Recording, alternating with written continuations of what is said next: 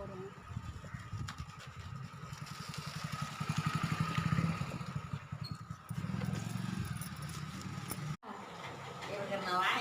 அடிச்சுட்டு வந்தோம்.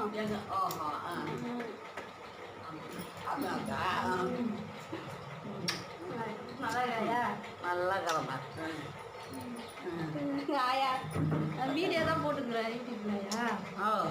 எங்கள் அண்ணன் வளர்த்த ஆயா, அம்மாவை கறி கொடுத்துட்டு குழந்தைலேருந்து எங்களை வளர்த்த ஆயா இவங்க தான். இவங்க இல்லைன்னா நாங்கள் இதோ அங்கே பாருங்க எங்கள் தாத்தா. எனக்கு ரோல் மாடலே அவர் தான், வாதியார். எனக்கு ரோல் மாடலே எங்கள் தாத்தா தான். காட்டு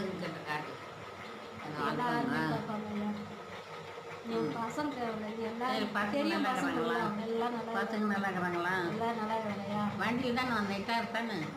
வண்டியில் தான். ஸ்கூலாயா? ஸ்கூலு என்ன கொண்டு வந்து படித்தா? வடை செஞ்சு பண்ணேன், ஸ்வீட்டு வடை செஞ்சேன், சோறு குழம்பு அன்பரிசி செஞ்சா, அப்புறம் பழம்லாம் வாங்கிட்டு வந்தேன், ஸ்வீட்டு, அப்புறம் மிச்சரு, பகோடா, காப்பி. அம்மா காப்பி குடிக்கலையா? அம்மா காப்பினா உன்னமே உசுரு, அதனால காப்பி போட்டு வந்தேன். மாலை வாங்கி இப்போது மாரி இருந்தது. வருஷத்துக்கு ஒரு முறை வந்து 30வது வருஷம் எங்கள் அம்மாவுக்கான நியாயம் 30 வருஷம் கழிச்சியாவது கிடைக்குதாப்பா. விட்டுட்டு போட்டியம்மா பிள்ளைங்கள. இவர் தான் எங்கள் தாத்தா.